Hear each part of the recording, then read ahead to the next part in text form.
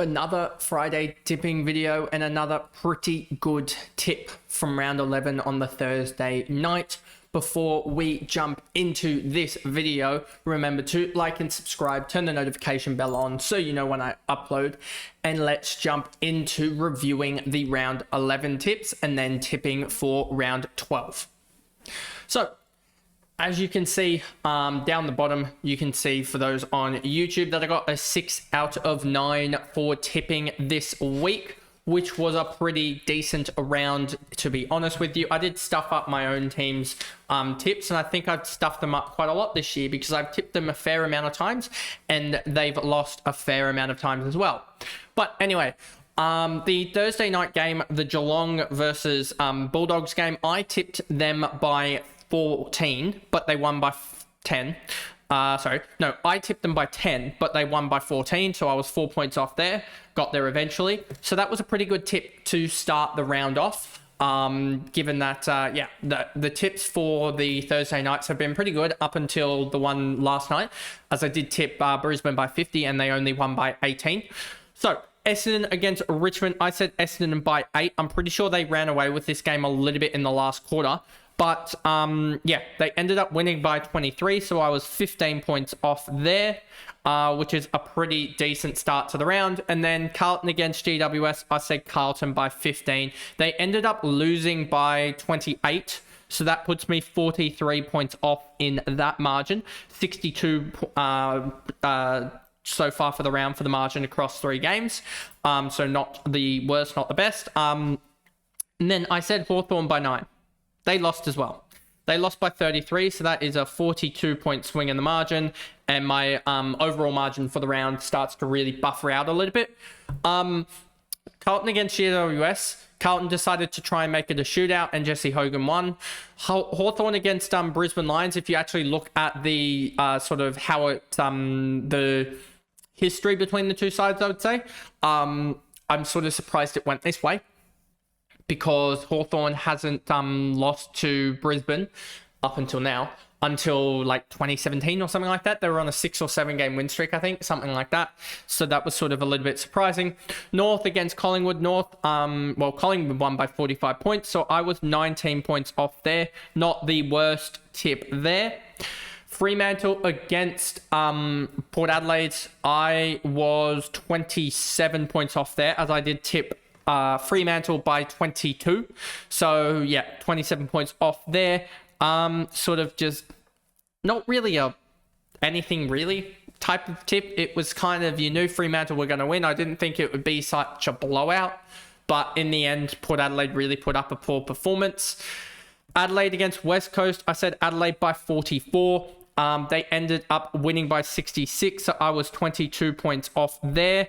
So that was all right. And then this is my bad tip of the round. I said Sydney by 10. They ended up losing by 53, so I was 63 points off there, which puts me, my margins for the round start to really blow out. And then Gold Coast against St Kilda. I said Gold Coast by 24 points, and they ended up winning by 19, so I was 5 points off there, putting my cumulative margin for the round at 240. I could probably go back and check what the other margins were for overall rounds, but I'm pretty sure that would sit around about the marker, which, it's not the worst margin, but it's not also the best for a round, I would say.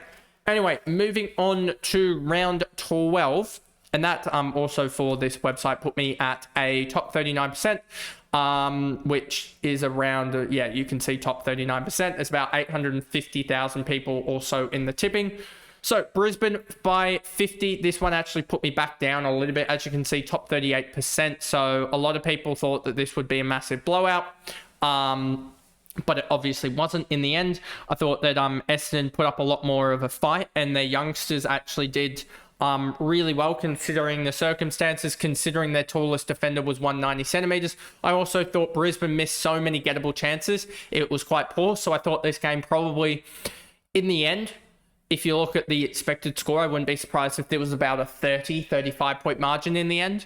But Brisbane really should have made more of this, killed the game off at halftime. They should have been up by 45 points at halftime. I think they kicked 0 goals 6 or 0 goals 7 in the second quarter, which is a really, really poor run. Let me just bring it up for you guys.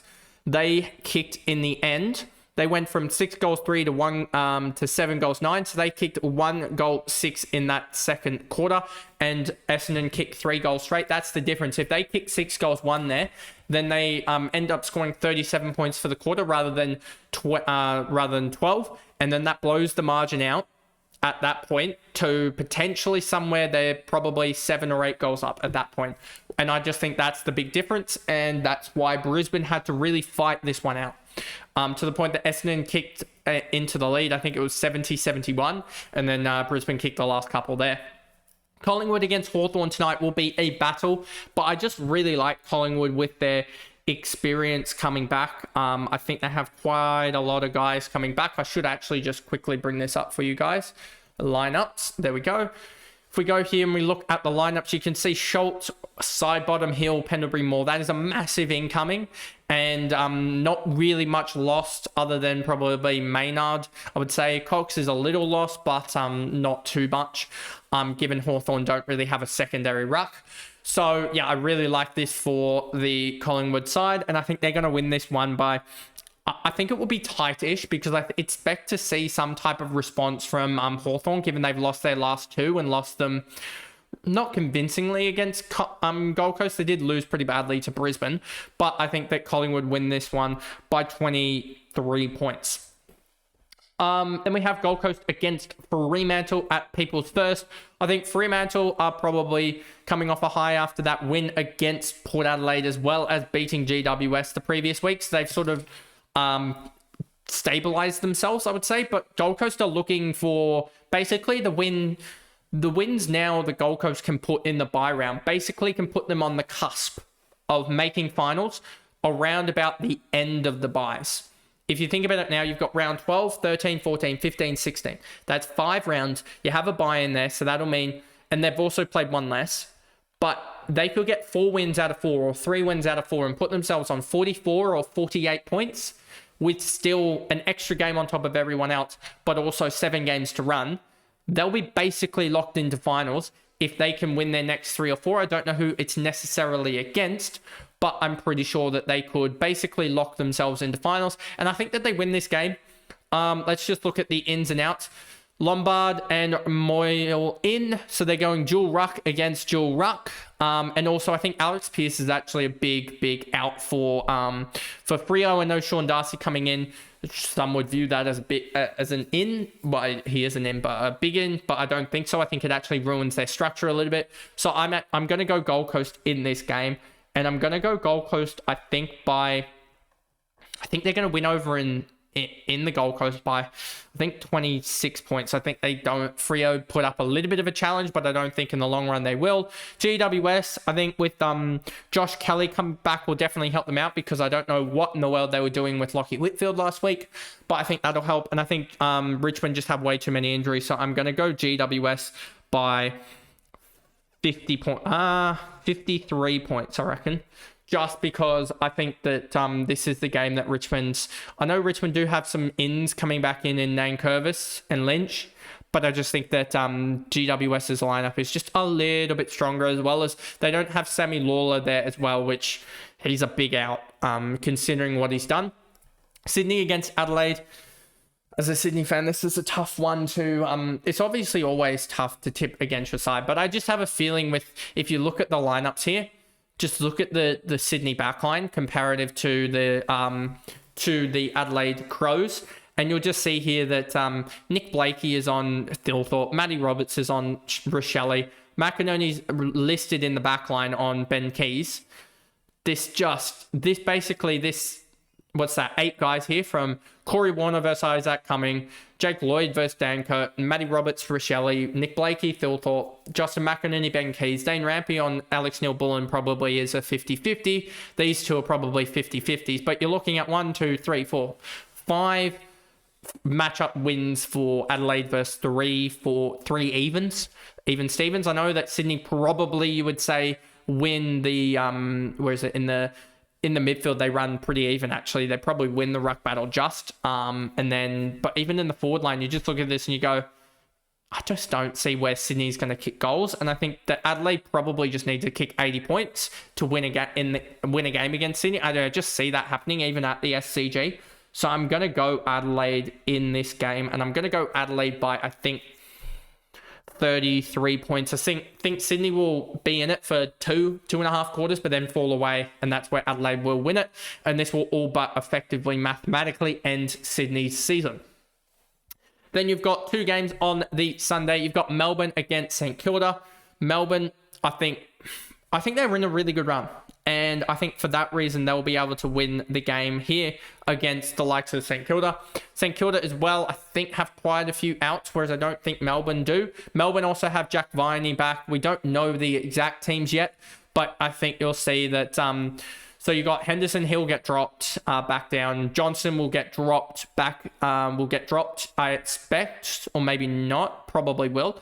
And then you've got Harry Sharp and Jed Adams there. It'll be interesting to see who gets dropped out of all those when the teams come out fully, as well as you've got quite a lot for St Kilda that I think could change around. O'Connell, Heath, Hall, and Boxall are the guys named at the bottom of the interchange bench, but I don't know if all of them will get dropped, whether or not who gets dropped per se, I would say.